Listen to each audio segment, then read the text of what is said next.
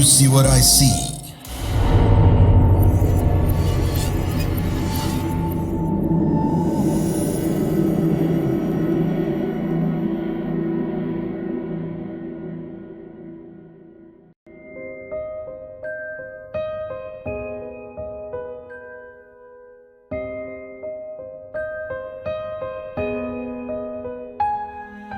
Halo warga desa Sukawedi, gue Dito Angsa dari channel YouTube Anak Tua yang harusnya membahas tentang video game.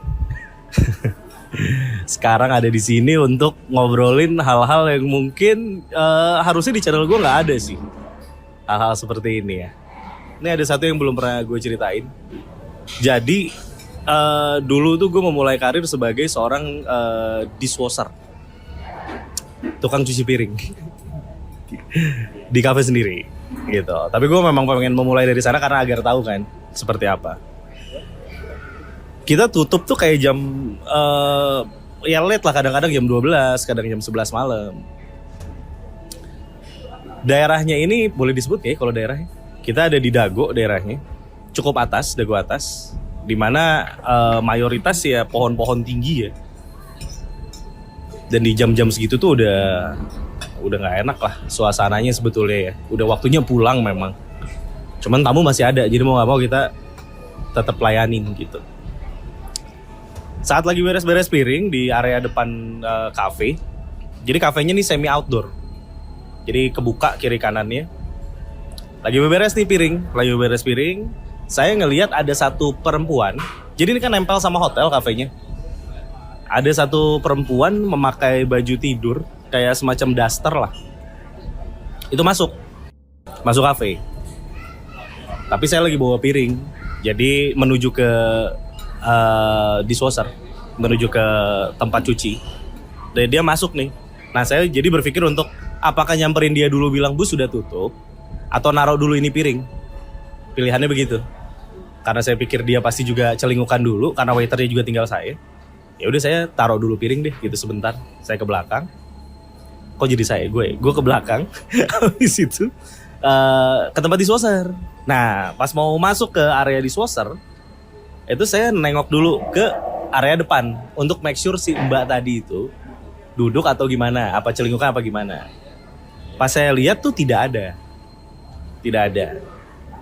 Tapi ada sesuatu yang memaksa gitu. Kayak gini, kayak sesuatu yang memaksa untuk dilihat. Itu ada sosok di atas pohon, di ujung pohon, sedang berdiri. Di ujung pucuk pohon pinus. Jadi itu banyak pohon pinus di area situ. Pas saya lihat, Allahu Akbar, itu adalah mbak yang tadi masuk ke kafe. Dengan baju yang sama, dia hanya berdiri di atas sana, dan tangan udah gak bisa megang lagi. Itu piring kayak ada kali hampir 10 piring, 8 piring gitu ya, cukup banyak piring-piring besar. Jatuh dan langsung orang-orang yang di dalam lari semua keluar. Kenapa? Dan ya sudah pas saya lihat lagi sudah tidak ada. Nah, ini serunya masuk. Ini boleh berapa cerita sih sebetulnya? Jadi emang ternyata perempuan ini sering mengganggu di area hotel tersebut. Nah, gue ceritain dulu background dari area tersebut. Jadi, Dago itu adalah tempat yang strategis secara tempatnya. Dan tempat dibangunnya hotel dan kafe tersebut dulunya adalah Palang Merah Indonesia, PMI. Khususnya area belakang dari hotel tersebut. Ini gue pengen nyebutin nomor kamar ya, cuman takutnya gimana gitu ya. Cuman ada dua kamar belakang yang katanya, ya gue juga nggak tahu ya, harus mengkonfirmasi ke siapa gitu. Itu dulu adalah kamar untuk penyimpanan mayat sementara.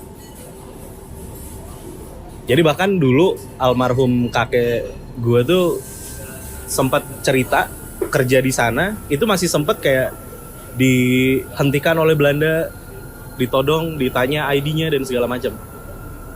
Yang langsung flashback di otak gue saat gue tahu itu adalah artinya bangunan kamar tersebut dulu adalah bangsal-bangsal, mungkin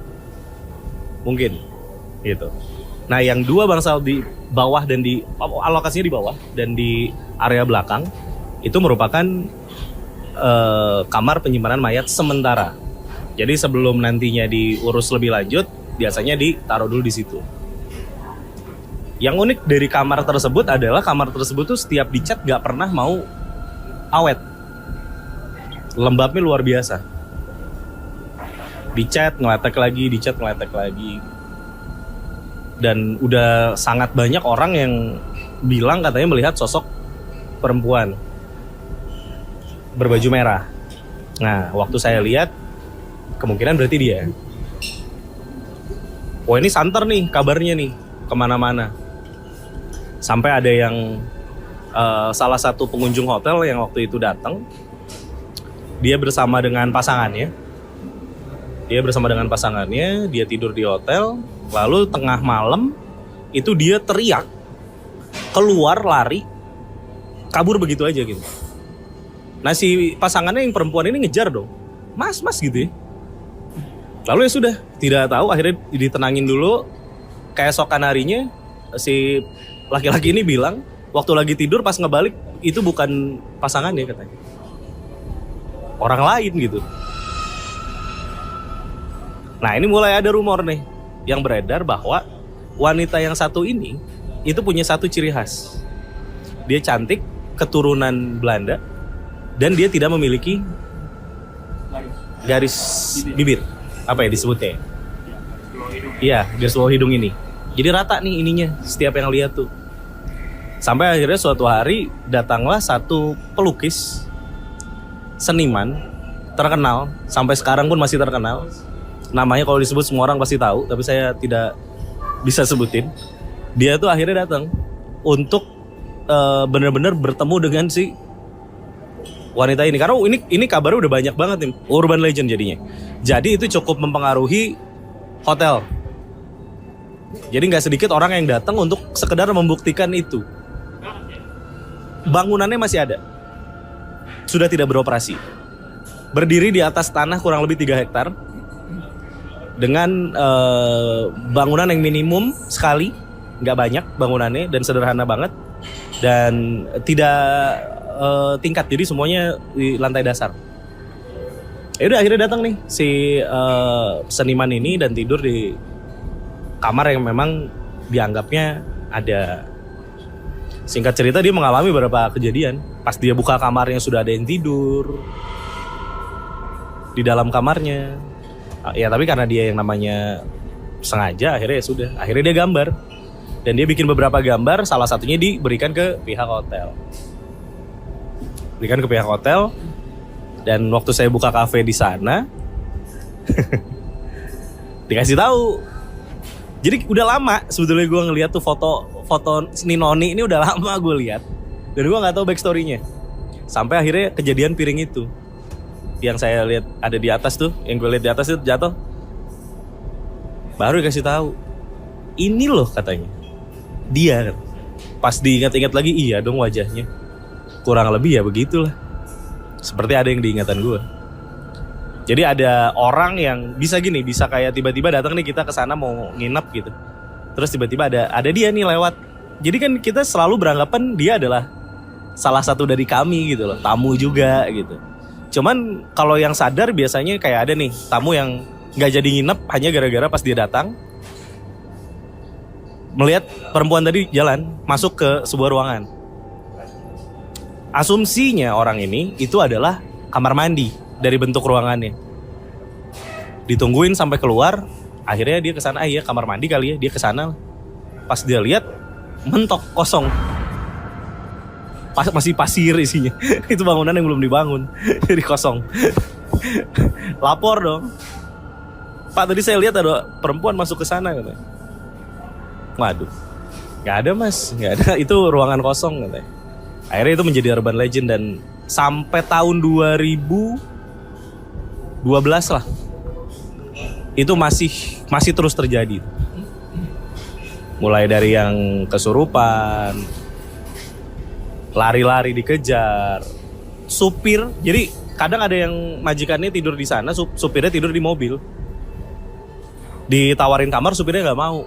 Dikira kita kan, jahat nih supirnya nggak dikasih kamar. Nggak taunya nggak mau, karena katanya pas buka kamar udah ada isinya katanya gitu. Akhirnya dia memilih tidur di mobil. Sebetulnya source-nya adalah kamar yang paling belakang. 2 kamar itu. Karena di 2012 itulah dihancurkan. Baru dihancurkan. Jadi mulai jauh lebih berkurang lah. Nah, si supir ini akhirnya memilih tidur di mobil. Bukan dia nggak mau, bukan nggak dikasih sama majikannya ternyata, tapi dia milih, udah saya di mobil aja bu katanya. Tidur di mobil. Tengah malam akhirnya dia bangun pagi itu ada di resepsionis. Loh pak, tidur di sini gitu. Iya tadi malam perempuan yang saya lihat di kamar ketok-ketok mobil saya katanya. Sebetulnya yang membuat gue pribadi jadinya takut adalah, walaupun gue baru sekali ngelihat gitu ya, dari semua cerita yang gue kumpulin, satu hal yang bikin gue sebetulnya takut. Kita tuh nggak pernah tahu maksud dia tuh apa. Karena setiap bertemu dia cuma ngeliatin kita aja gitu. Iya, misalnya dia ngetok, terus dia ngapain pak? Enggak, dia hanya ngeliatin aja katanya. Tapi dengan begitu kalau gue pribadi sih merinding gitu. Kita nggak pernah tahu dia tuh mau ngapain gitu loh. Dan semua cerita, semua bilang ya akhirnya dia hanya ngeliatin aja gitu, ngeliatin. Dan sampai akhirnya 2012 diputuskan untuk dirombak lah kamar segala macam. Dan ya sudah berkurang jauh. Itu jadi tempat untuk area taman, jadi area taman akhirnya. Kamarnya. Kurang lebih begitulah. Tapi, nah ini cerita sedikit ya. Gue tuh dari kecil tuh punya keanehan terhadap diri gue sendiri. Jadi kayak di fase berapa tahun ya? 7 tahun, mungkin 8 tahun. Itu suka ngelihat orang yang bukan orang rumah aja ada di rumah. Cuman nggak tahu kalau itu adalah mereka gitu atau makhluk halus. Ya mungkin karena berpikirnya belum ada belum ada kotoran-kotoran di pikiran kali ya. Jadi ngelihatnya ya udah aja gitu. Oh itu mah orang aja gitu. Itu berjalan terus sampai akhirnya SMP. Itu ngelihat nenek-nenek di sebelah sofa. Tengah malam jadi mau pipis, keluar kamar, di sebelah sofa ada nenek-nenek lagi gini-gini. Gini-gini. Walaupun itu bukan makhluk halus, tapi kan kaget ya, maksudnya bukan orang rumah gitu. Jadi kan kaget gitu. Gue teriak kan gitu. Teriak. Itu terus bilang ada nenek-nenek gitu. Nah itu baru sadar kalau nggak ada yang lain tuh nggak ngelihat apa yang saya lihat gitu. Ya berjalan terus sampai SMA itu kejadian sering melihat gitu ya. Tapi ternyata tuh mereka tuh nggak ganggu ya gitu. Maksudnya nggak tahu ya. Yang orang bilang kan kayak wah menyeramkan itu. Kalau yang gue lihat ya mungkin beda-beda ya apa yang orang lihat ya. Yang gue lihat tidak pernah seperti yang orang lihat gitu. Tidak semenyeram, kayak mukanya hancur atau apa, enggak juga gitu ya, biasa aja gitu sebetulnya. Cuman memang kadang-kadang ada di tempat yang kita tuh nggak expect di situ ada sesuatu gitu. Itu akhirnya di tahun di saat menuju kuliah udah sering terganggu. Ya dengan kejadian itu juga itu kan di masa-masa yang sama tuh. Wah, terganggu akhirnya. Sehingga akhirnya memilih untuk mencoba apa ya? Kalau zaman sekarang apa ya? Healing. Dengan mendekatkan diri ya, mengenal agama lebih jauh dan segala macam. Tapi setelah di runut-runut ternyata om gue tuh pernah punya hal yang sama. Nah, ini untuk menutup ceritanya. Jadi om gue tuh pernah main di area Dago tadi sebelum itu jadi hotel. Saat om gue masih kecil main, lalu ketemu dengan satu keluarga bule, diajak main, ayo ikut katanya tuh. Ya udah om gue ikut nih main ke ladang rumput katanya, yang dimana ujungnya ada kastil. Ya masuk ke dalam kastil, main di dalam kastil, bermain tuh sama bule-bule itu, sama anak-anak bule itu, dan akhirnya setelah beres itu pulang. Keesokan harinya, main lagi kata om saya gitu kan. Kesana, pas balik lagi, kok padang rumputnya nggak ada, kastilnya itu nggak ada gitu. Oh jadi ternyata memang secara keturunan pun ada, mungkin bisa jadi ada begitu. Tapi walaupun sampai sekarang bukan merupakan orang yang percaya bahwa ada orang yang secara sengaja bisa melihat mereka kalau gua. Jadi begitu warga desa Sukawedi. Masih banyak banget cerita yang biasanya kalau diceritain ke teman-teman secara langsung tuh cerita-cerita gue tuh suka bikin susah tidur ya. Jadi untuk sekarang gini aja dulu. Terima kasih. Oh ya, jangan lupa mampir ke channel gue kalau kalian suka dengan video game. Karena isinya adalah ulasan-ulasan dan berita-berita terbaru mengenai video game dan industrinya. Jadi boleh main ke channel gue di Anak Tua. Dan Instagramnya juga di @anaktua_. Instagram pribadi gue sendiri di @ditoangsa. Thank you. Selamat malam. Kamu punya pengalaman horor? Kirim ceritamu ke podcast.ceritahoror@gmail.com.